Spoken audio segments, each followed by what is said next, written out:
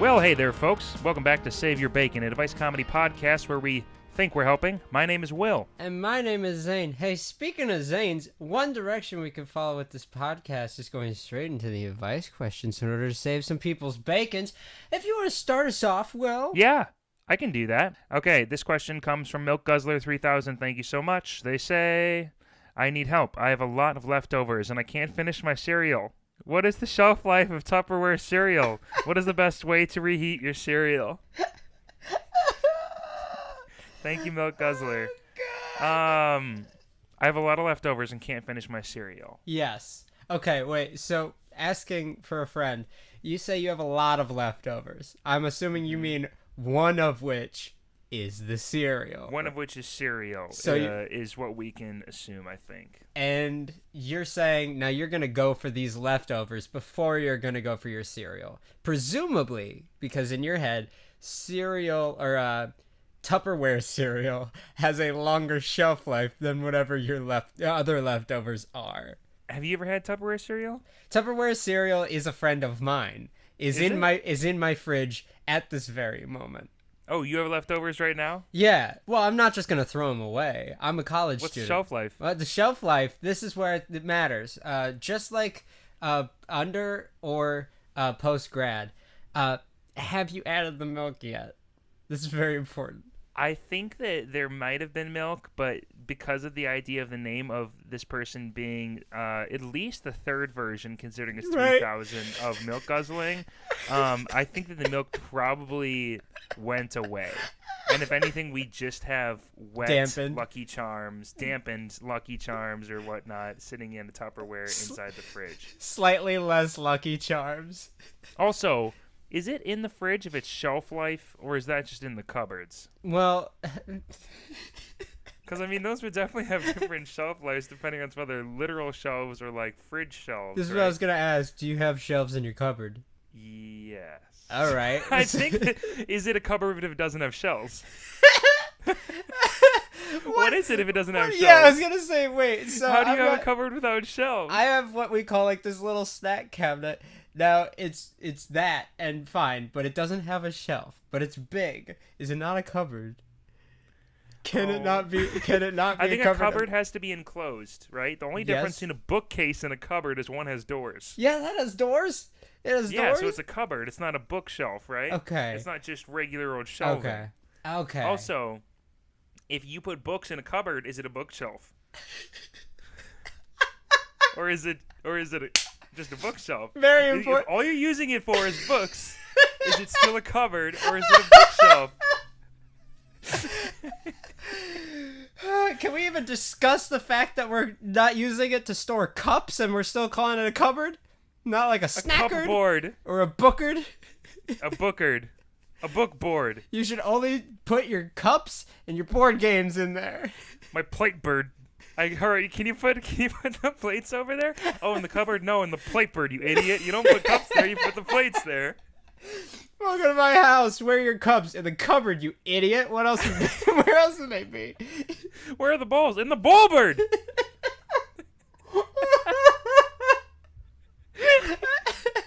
Okay, I want to point out, Tupperware cereal, have you ever had Tupperware cereal before 10 p.m.?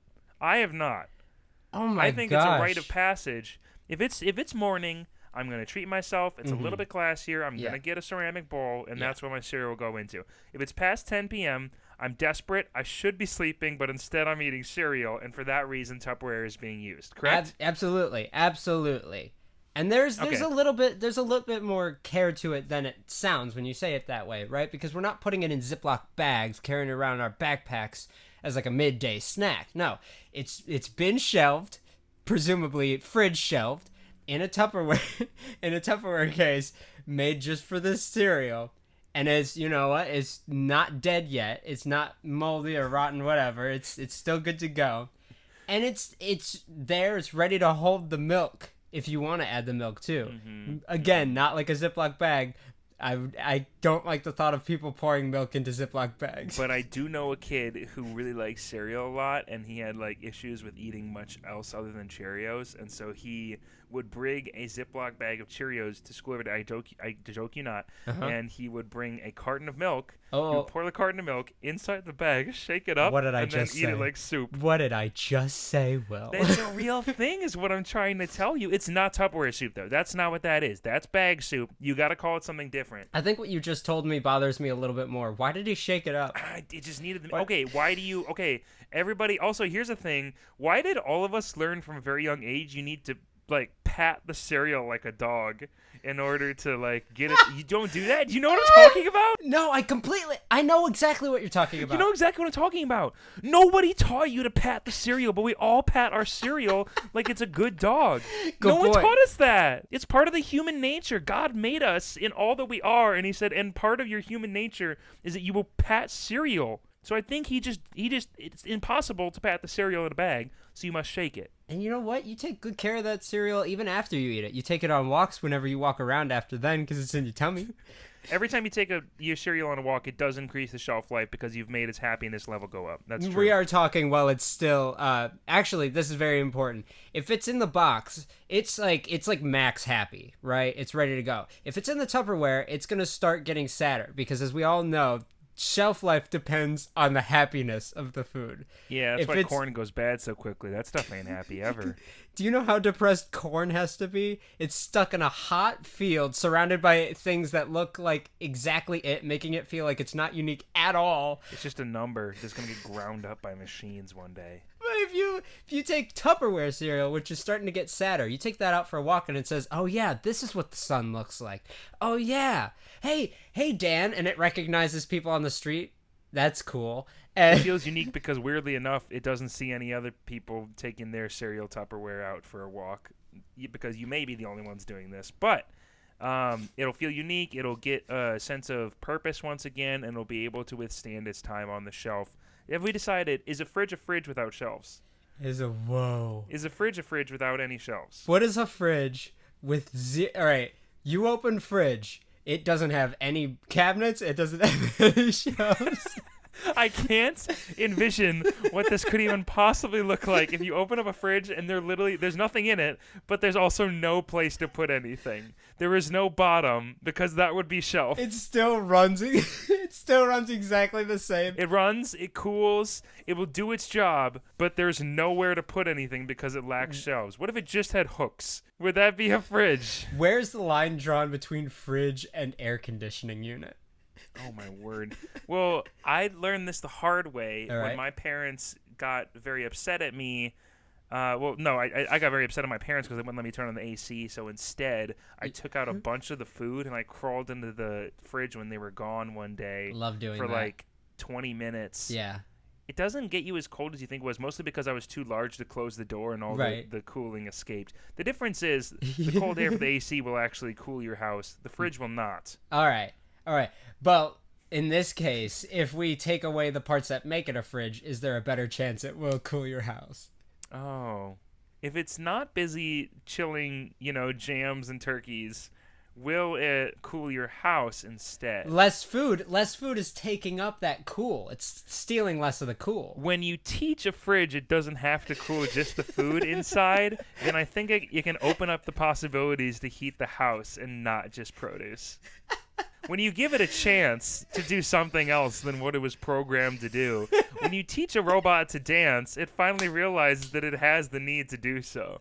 You know what I'm saying? We can teach a fridge to cool your house. We can teach Tupperware cereal to have a longer shelf life. And we can teach robots to dance. Absolutely. I'm glad we're on the same page. Yeah. So shelf life on cereal, in my opinion, automatically I'd say 2 weeks. For most things, 2 weeks sounds about right. But if you take it on walks, it could last at least 3 years. Yeah, 3 years. That's my answer. Double down. Yeah? Okay, great. Did I win it, Howie? Tell me. All right, your turn, Zane. You got it, bud. Will, have you been watching Jeopardy at all? Or following all the Jeopardy news? I do know there's a dude who's on a crazy streak. Yeah, okay. This question comes from user Beat the Meat Machine. Thank you. Oh, yeah? Thank you, friend. Okay. Thank you. The question is, How do I beat this James guy in Jeopardy? And there's context. It says, "Hi, I'm 18 years and I'm pissed."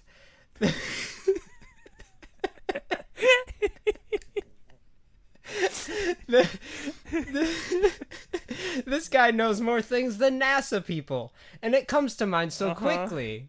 How does he have so much brain juice? Does he even pee, or would throw off his groove? If I asked him about Smite, would that stump him? I need help now.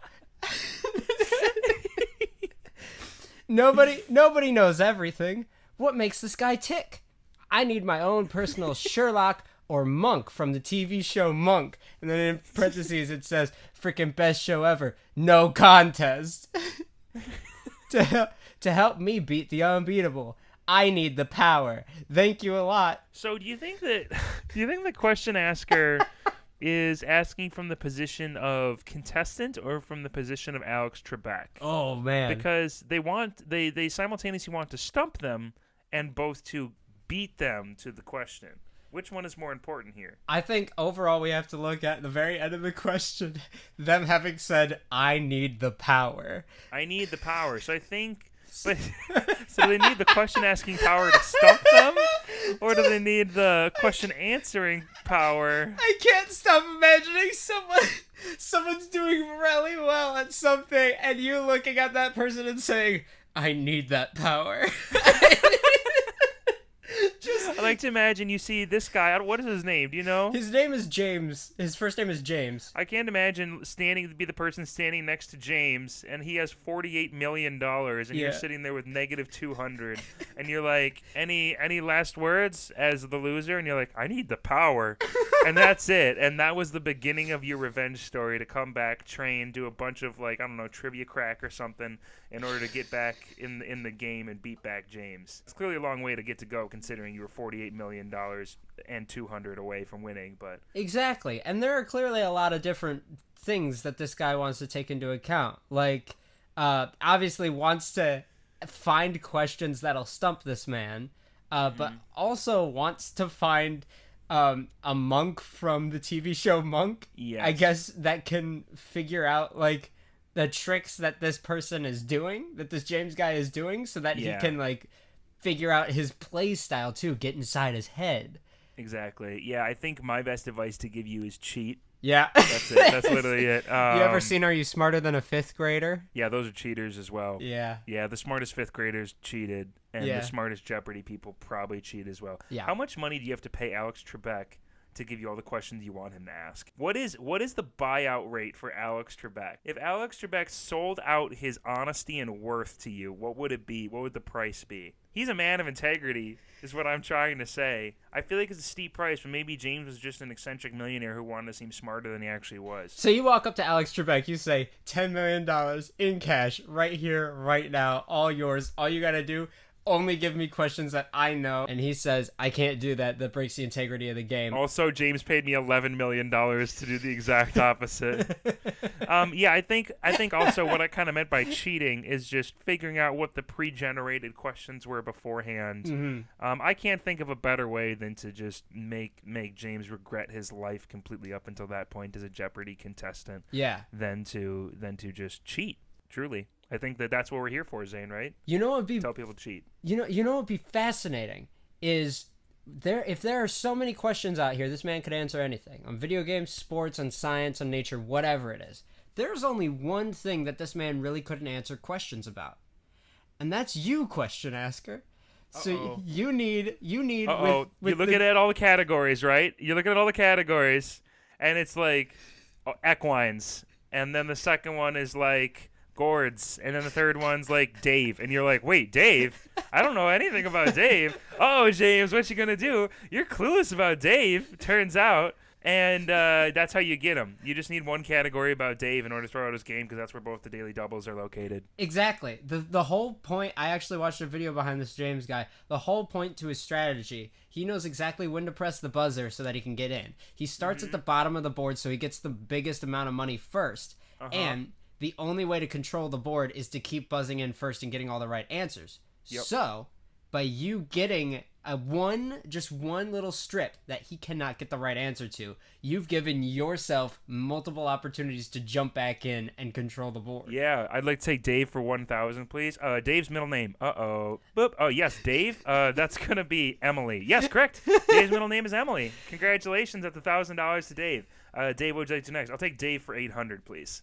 Sounds good. Yeah, that'll be phenomenal to watch. Man, okay, I would also, I was thinking about it, like, when I was talking about cheating and just finding out all the pre-generated questions for Alex Trebek to ask, I was thinking how cool of a movie, kind of like Slumdog Millionaire style, except he actually does cheat, of a person trying to beat the world champion in Jeopardy and having to hack into the system to find out all the questions. Would it be? I would watch the crap out of that movie. Just saying. I was about to earlier on. I was about to say. You're about to watch that movie? Thanks. I produced it and wrote it myself. Oh wow!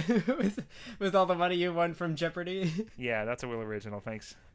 Use that negative 480 that you've earned from Jeopardy and use that. Spend it on getting yourself a world-renowned hacker who can hack into the system, get you all the answers. Also, something that'd be really cool, if you had a hacker, there are two other things you could do. You could have a hacker hack James' buzzer so he can't buzz in before you. Oh, and my word, it's amazing. You could also hack Alex Trebek.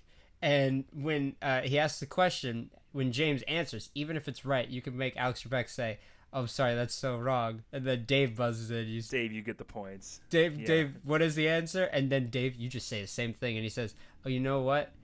We've already moved on, but that is correct."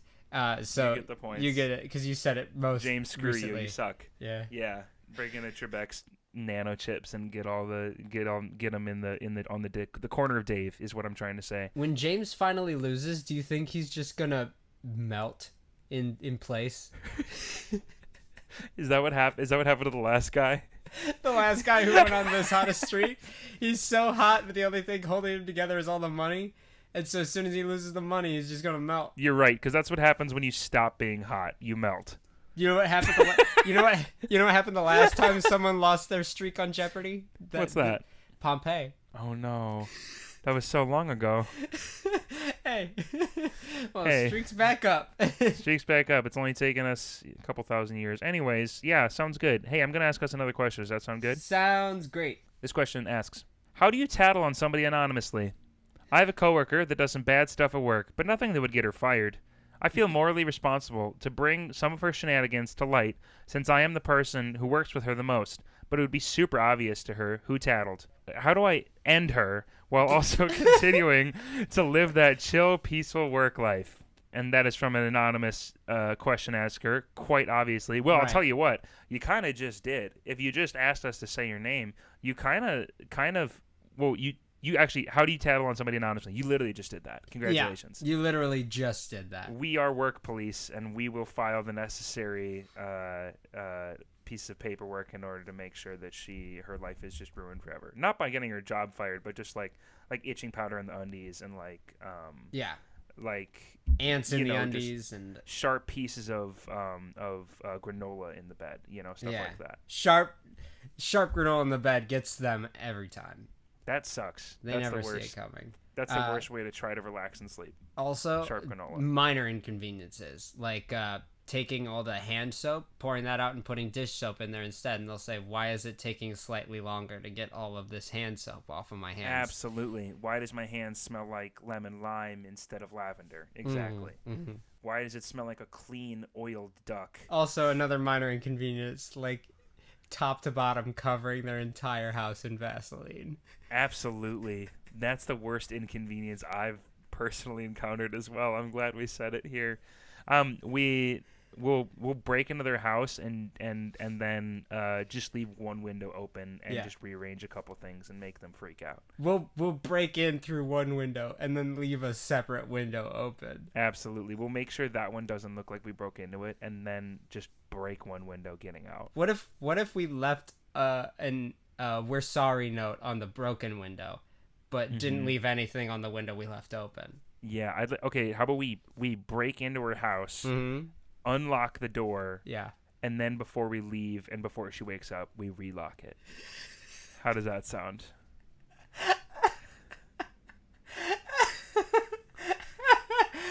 Or like when we go into her kitchen, right? Yeah. And we like make a huge like pancake breakfast at like 4 a.m. while she's fast asleep. Yeah. And then like clean up the entire kitchen afterwards. And she'll come downstairs and she'll see these pancakes. No, none of the pancakes are left. It smells faintly of pancakes, but nothing is out of line because we cleaned and put back everything perfectly. And like we didn't throw away the pancakes. We ate the pancakes, right? No, yeah, we made just enough for ourselves. Okay, perfect. Just enough it's batter not for for ourselves. her. But we took care of cleaning up and putting the dishes away in the Dishbird. Dishbird. Yeah. Okay, so we break in and reside in her attic space. Yes. Without her knowing. Right. And then every time that she needs to come up, we'll have already been listening through all the vents and decide to evacuate before she comes up. And then when she leaves again, we'll move back in.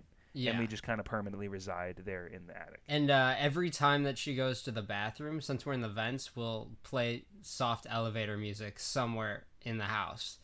But she won't notice because it sounds normal and she has headphones in. Like, it'll just be around. Like, if she happened to, like, she leans over and one of her headphones falls out, she'd be like, oh, that doesn't sound like my music. And then she'll just, like, put her headphones back in and change her song, and everything will be fine.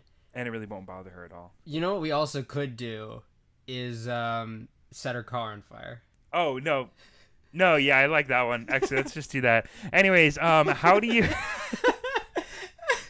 How do I end her while also continuing to live that chill, peaceful work life? Well, I mean, yeah, once again, going back on this idea of you have kind of done that by being able to publicly vent your issues with this coworker by putting on a podcast, but also because we have no details as to what your job consists of. Yeah. I have no way to help you in your specific work field, and so I apologize for that. We will set the car on fire, though.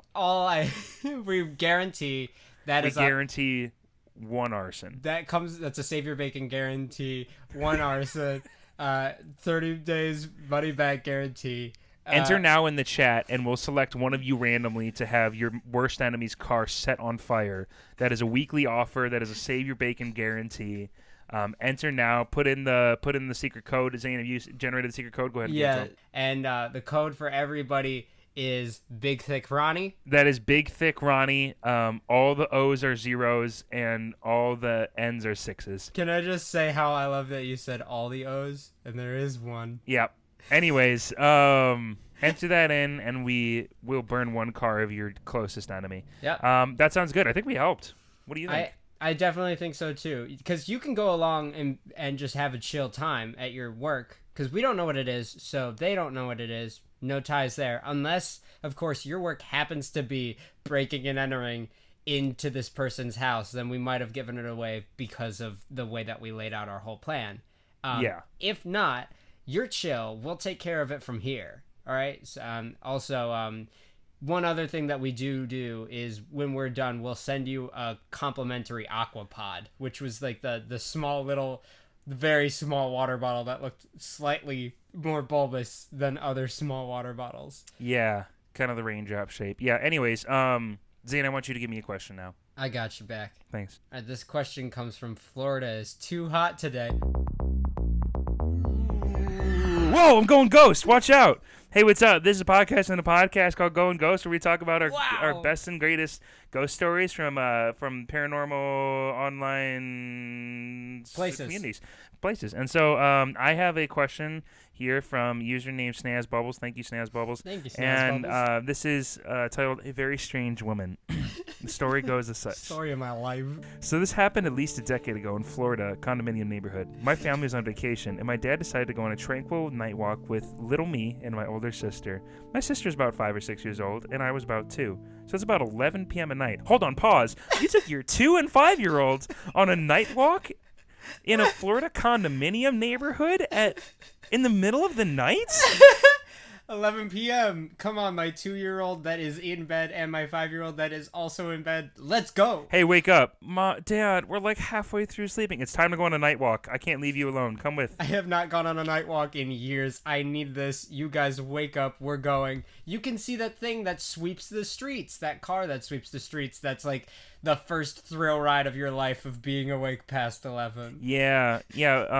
Barbara, I just hate it so much. My kids keep on begging me to put their bedtime past 7 p.m. Oh, yeah, same. Ours the same with midnight. We put our kids to bed at midnight. How old are your kids? 2 and 5. Okay, that sounds normal. Anyways, so it's about 11 p.m. at night, and an old woman wearing sunglasses randomly walks up to us. So she's wearing sunglasses in the middle of the night. The sunglasses she's wearing are not regular sunglasses. They are very thick and cover her eyes completely. Why does she need them to wear them at 11 p.m.? She asked my father if she can touch my sister, not inappropriately. Okay. My father says no and asks her to take off her sunglasses so she can see her eyes. So that's how this goes. It's 11 p.m. You're walking by. You have one kid in each hand as they're walking with you. Yeah. Lady walks by. Old woman just wearing some sunglasses. Maybe she's blind. I don't know. Covering and she all says, of the eyes. May I touch your young 5-year-old daughter? Yes. Not inappropriately. Not the 2-year-old, just the 5 one. Please. And he goes, no. Take off your sunglasses, lady. And she does not. Let me continue. Oh The sunglasses she was wearing were covering her eyes completely. We couldn't see them at all. She refuses. As we were about to continue walking, this old woman reaches out her hand and tries to touch my older sister without permission.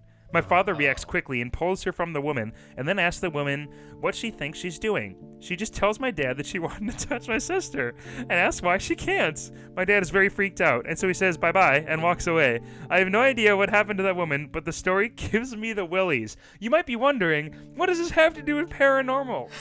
These are all ghost stories and paranormal stories. Yeah. I wonder. Let's see. My father thinks she was trying to steal my sister's youth.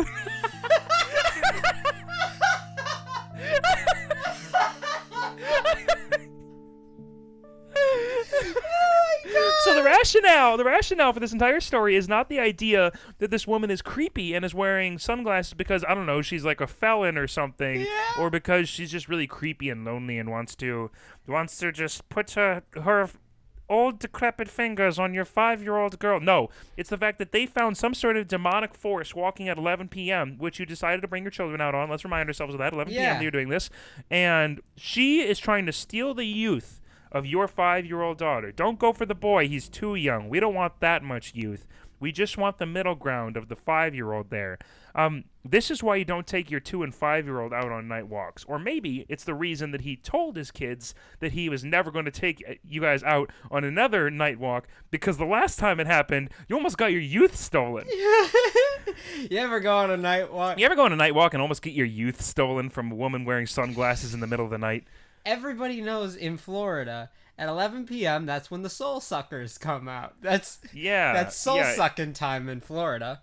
Yes. There is no way that this is even slightly the craziest thing that's ever happened in Florida. I'm guaranteed that happens on a day-to-day basis, as there is some person at night everywhere that wants to steal the youth of another person. Yes. And I think that they do have to be 5 years old. If you go to 2 years old, then you're falling behind before, like, maybe object permanence, maybe you probably don't speak English too good. But if you're in Florida, that's probably already the case. Different things. Maybe they've lived in Florida their whole lives. They're the Floridian soul suckers, and they realize how much of a dumpster fire that has been for their life is living in Florida. So they want to regain their youth and move out of the state. Absolutely. That's the only way they can do it. The government's been telling them you are too old to move. Also, I'd like to make a question about soul sucking. Yes. Are you really stealing youth when you steal the youth from somebody, or are you really just giving them your years? Because what would it look like for the little girl to have the youth sucked out of her? How do you suck the youth out of a little girl? Wouldn't you rather just be giving her years? Would she instantaneously grow to 5.5 feet tall? Would she have some gray hairs in her? Yeah. Nothing would really be sucked. It'd more just be like, here, let me give you these years. Like, is it like a flip-flop? Is it like you get small and she gets big? At that point, is it just Freaky Friday and you're switching brains? Yeah. Are you Jamie Lee Curtising and Lindsay Lohaning? The other thing, like, are you just all of a sudden becoming 5 years old, and then the other 5-year-old just vanishes from existence? Yes. Also, as a closing remark, you go ahead first. I really need to know what you think the significance of not taking the sunglasses off is. I think that soul suckers have gleaming white eyes that are just screaming. They're actually not eyes. They're just more mouths ready to suck the youth out of you. And that's why they need to be covered. But also just Florida. But I think that as a closing remark for this story, thank you so much for posting this, whoever this was. That the only will you find a overlap of dads who take their kids out when they're toddlers at 11 p.m. and dads who also think that the lady who wanted to touch your 5-year-old is going to steal the youth from her. They only happen together. They are not mutually exclusive, and I just wanted to point that out. Okay, that's done. This has been Going Ghost. Thank you so much for your time and patience. We love this new segment, and we hope you do too. So this is our middle parts. Yeah. Welcome to our middle parts. That sounds bad. What have I said in the past that isn't welcome to our middle parts? This is the halfway mark. Welcome to the middle parts. I really like saying you've reached our middle parts. No, I don't. Okay, welcome to the halfway mark where we talk about our middle stuff. This is the middle stuff. I'm going to let you know that if you don't know already, you're probably listening to one of these. We are on Apple Podcasts, Spotify, and YouTube. Also on YouTube, we segment out every single question that gets asked, and they're all put into different bits and YouTube videos so that in case you ever want to show somebody a question in particular that you loved, you can just send them the link to that one question, and they can listen to that without having to scroll through an entire episode of a podcast if you want to show them that way. Speaking of sharing with friends and talking about stuff is the best way that honestly we get heard. We love this little following that we have so far, and it's been crazy to see the amount of just like growth and support we've gotten over these last 20 episodes now, which is insane. But that only happens by the continuation of just spoken word being the way that people talk about it and share with others. So yeah, Zane? Also, this show is completely fueled by people sending in questions. Fun fact, this is probably the first episode that we've had that all of the questions that we're reading that aren't from the new segment are entirely from people actually sending in questions, which is amazing. 20 it's not episodes, probably, it definitely is, yeah. Yeah, definitely is. 20 episodes in. This is a new landmark for us. If you want to be a part of that, because we love you guys being a part of that, you can send questions to saveyourbaconpodcast@gmail.com. That is saveyourbaconpodcast@gmail.com. You sound like an infomercial when you do that. I'm sure that's been pointed out already, but. And then we also have Instagram and Twitter, which are both Zane and Will. We have Facebook, which is Save Your Bacon Podcast. You can use hashtags Zane and Will and Save Your Bacon if you want to try and reach us that way. DM us. Email is probably the easiest way by far to reach us. Other than that, thank you so much for listening this far. The questions are about to get just way better. So I'm glad that you guys are still listening. Thank you for being a part of this show. Hey, Will, do you want that question now? I'm desperate for it. Mm-hmm. So this question comes from Florida is too hot today, like I said. The question is, how to take over a mall? And the context is, to be clear, I don't want to possess the mall like a ghost. I'm not stupid. There's nobody in this mall but me every time I go. I feel like if I spruce this place up, create my own stores, and throw in an indoor Ferris wheel, I could get rich pretty quickly. I've always loved the idea of creating a pants store where every pair of pants you purchase is a new surprise in each pocket. I'm giving... What do you think that store consists of? Every pair of pants that you buy within your pockets is something new each time. Well, I just like the idea. I like the idea of buy a pair of pants and there's a it's like the Kinder Egg of pants. Exactly. You buy a pair of pants, it fits perfectly, but also they've sewed shut the right pocket, and you are given the knife. They'll cut it open for you after you buy it, and you get to see what your new surprise is that comes with your pants. I love that. And if it's anything, that's even better. Like, it can range from like a Hershey's bar all the way up to like Super Bowl tickets, or like a golden medallion. Yeah, it could be anything. Like, but you've got people just launching at the shelves. They're just like weighing each pair of pants, looking for the heaviest pair of pants. You know, I think there's a really good cross section for the market of both pant buyers and gamblers. So I think this is a really good thing to invest into.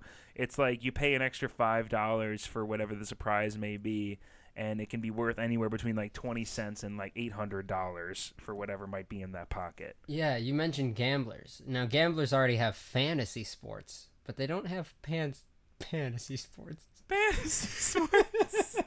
I'm gonna finish the question. I don't want to. I want to sit here in Pantasy Sports. There's so. What if you also just hit like booby trapped like pants? Like you had just like a nice solid like. As soon as you open it, it's just like a shot of sand flies up. Yeah, in your or eyes. just a couple rusty nails, and you reach in too hard, and it's game over. To reach into a pocket too hard. Now there's a thought. I've done that. Don't test it. Have you ever? You're saying not too fast, too hard. Tell me what's the difference, Zane. Remind me the difference between fast and hard. How do you reach into a pocket? Easy. By doing it slowly. Exactly. Slowly and quickly. That's what I'm saying. They're the same thing. Not easy and hard. Easy and hard is the same as fast and slow when you're talking about moving your hand. You can't hit something hard without hitting it fast. If you're talking about your hand. This is basic physics. I'm not stupid. You're stupid. Okay. Continue with the question. New surprise in each pocket. All right, there you go. I'm a giving kind of guy. So my stores would all have some unique twist to them. I know my dad would be pissed at me for using his credit card to buy them all, but like I said, I think I could get rich and pay him back really quickly. Lol. Thoughts? Oh, I thought that you were going to say that one of your store ideas was you're going to get rewarded if you stole your parents' credit card to buy stuff in it. 10% off if you use your parents' credit card. If there's a name on that credit card that is not your own, but the last name is the same, you get a discount for everything you buy. I absolutely love this idea, and I think it's actually genius. I think there is definitely an untapped market there of just of stolen credit cards 400 being rewarded for theft. Like buying the new PlayStation. I think we've just created a black market. That's not what created this is. the black market. Black market and gambling are two completely different things. I think you go at $400, buy the new PlayStation. They're like, show me your credit card. And you'll be like, well, this one isn't mine. And they'd be like, oh, so you get 10% off. And you'd be like, really? I thought I was going to get arrested because I just announced that this isn't my credit card. Not here. Not at the bestest buy. I feel like it would be. The bestest buy. Or just shenanigans too, I guess. I don't know. Also, it doesn't sound like Question Asker is really wanting to open them all as much as they're wanting to, like, just start like 14 different businesses. I think the idea is just that they think a mall would be a good storage unit, if you will, for all of the businesses. For all of the ideas, trying to throw away the idea that all those places in the mall are usually trying to compete with each other, and if one of your places does better than the other, then one of your places has to shut down. It's all a game inside the mall. Speaking of, yeah. I just had a store idea for you, user. If you don't already have this, a video game store. Right, get this. You walk in to buy video games, but the second you walk in, you have to put on VR goggles, and that's the only way you're allowed to roam around the store and purchase video games. Yeah, and sometimes it's the right, and you don't know whether it's the right game. You're like, is this Sonic? And they're like, what does it say in the VR? And it's like, well, it says Sonic in the VR. And you walk out with, like, the new Barbie princess for GameCube, you know, that sort of thing. It says Sonic in the VR, so I'm just gonna bite the bullet, and it turns out inside is just like a bunch of gum, and that's it. You paid $60 for like a disc amount of weight of gum. Hey son, I bought you the new Mario game. Dad, this is Crawl, but you didn't let me finish. I bought you the Mario video game in VR, and this is what they gave me. I'm sorry. I'm so sorry. It's all the new game store lets you do.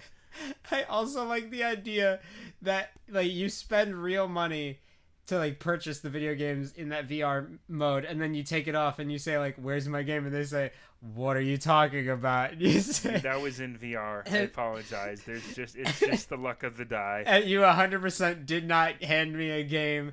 You just purchased a $60 game in VR.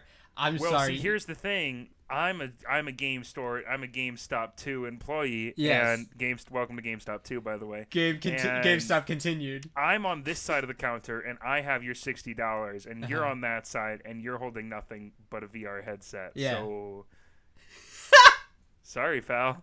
Maybe if we do poorly enough, you'll shut us down, but it's okay because the other 13 stores are also run by 14-year-old Craig.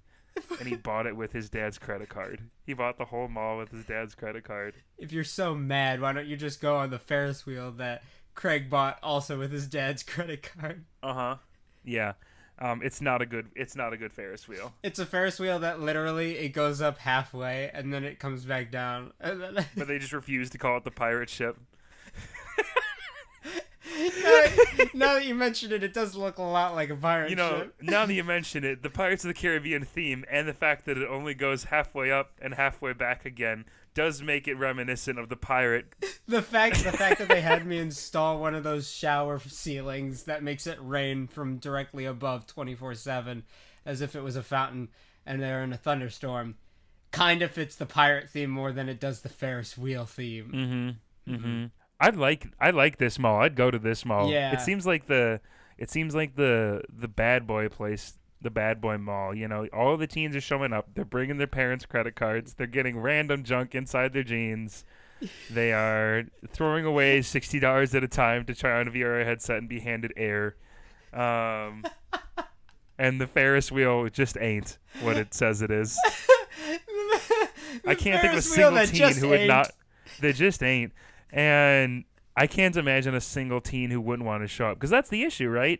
Malls just stopped being attractive to the people who they needed to just continually hang out at the malls. Yeah.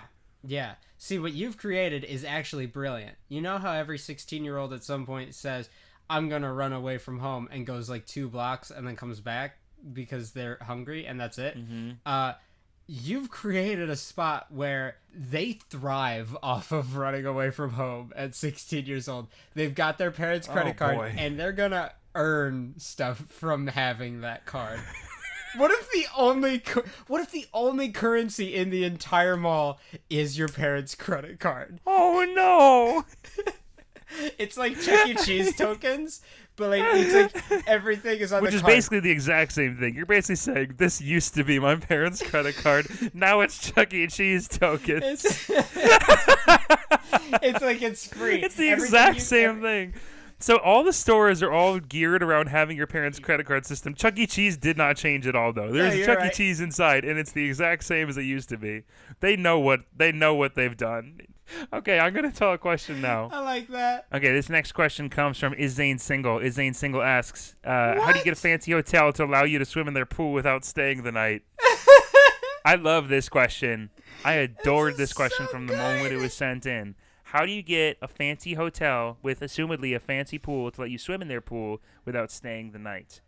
How do you show up to a hotel and say, I do not want to stay here, but I do want to swim in your pool? This is so... I want the amenities without the main purpose of what your establishment stands for. Right. How do I get from point A to point B? You tell me, Mr. Manager. This is so important. Well, hi, I'm the manager of this Holiday Inn, and I'll tell you exactly the ins and outs. We said fancy hotel. Let's just be clear. All right, I'm the host of this Holiday Inn Deluxe in North Carolina. We made it.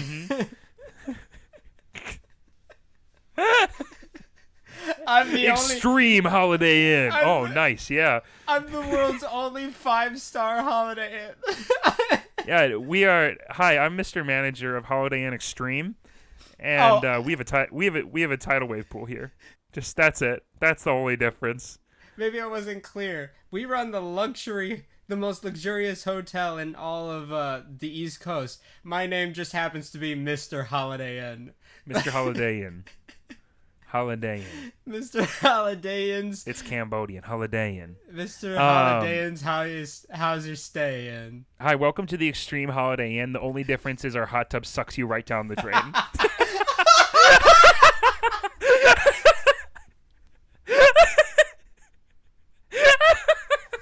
Same continental breakfast. Same price for hotel room. You want to go to a hot tub? Be careful. It will suck you right down, and you will never be seen again. Guarantee you, Please sign this waiver. We have at least one person per day that says, "Heck, that can't really suck me down, can it?" It can't possibly be it. They just don't want us in there. They do not see the whirlpool swirling violently around. It splashes its boiling hot water all over the pool goers. You know how you're on the 10th floor and when you're sleeping you hear like a... That's and the that muddled whirlpool screams running. from underwater. Yeah. That's that whirlpool running 24/7. That's because that is just a hole to an abyss, a dark abyss. Yeah. Also, the pool, there's jellyfish in it. That's Yeah. literally it. It's a regular old pool, but there are 14 jellyfish, and we're not going to tell you which of them is poisonous. Yeah. And you can guess if you want, but you will be wrong. It's definitely some of them. It's not none of them. 0 is the wrong answer. 14, we're not going to tell you if that's right or wrong. 14's given away too much. 0 14 would be is too many. Not right. If you don't get stung once and be okay, it wouldn't be fun, right? It's not roulette if it's a full chamber. Also, there is 100% a chance, just an opportunity that, because our pool is pretty big, and if you're out there on one of those like little floating pieces of fruit or whatnot, you're just relaxing or whatnot, there's 100% a chance that you will be boarded by Somali pirates.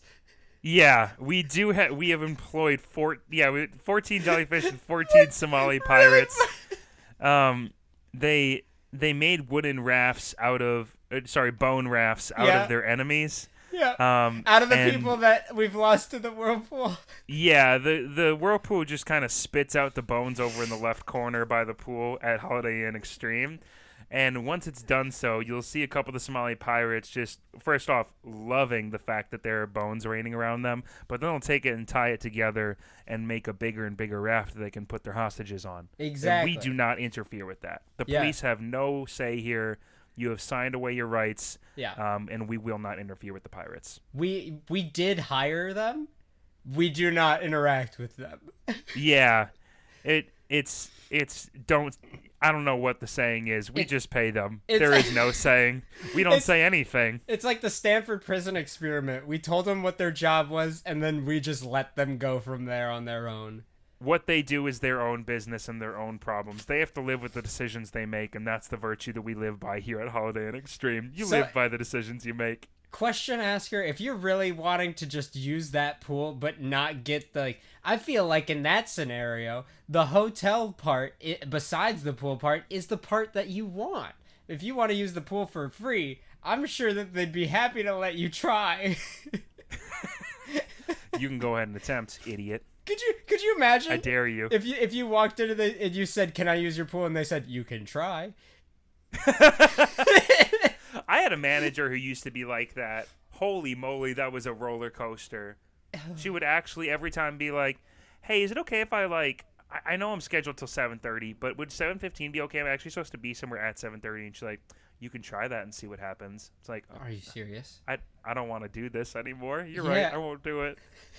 It's not. It's a horrible place to be as the question asker in that place. But how do you actually get a fancy hotel to allow you to swim in their pool? Can you say, I want this hotel, put this one's on me.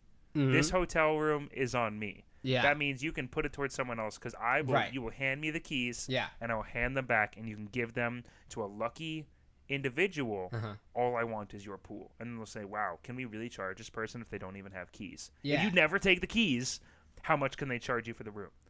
I bet part of their job in their job handbook says the person probably has to have their keys. Yeah. In order to be a hotel resident, you have to have keys to your hotel room. So if you never touch the keys, right, but you have every right to use that pool, I think that's what you do. Wow.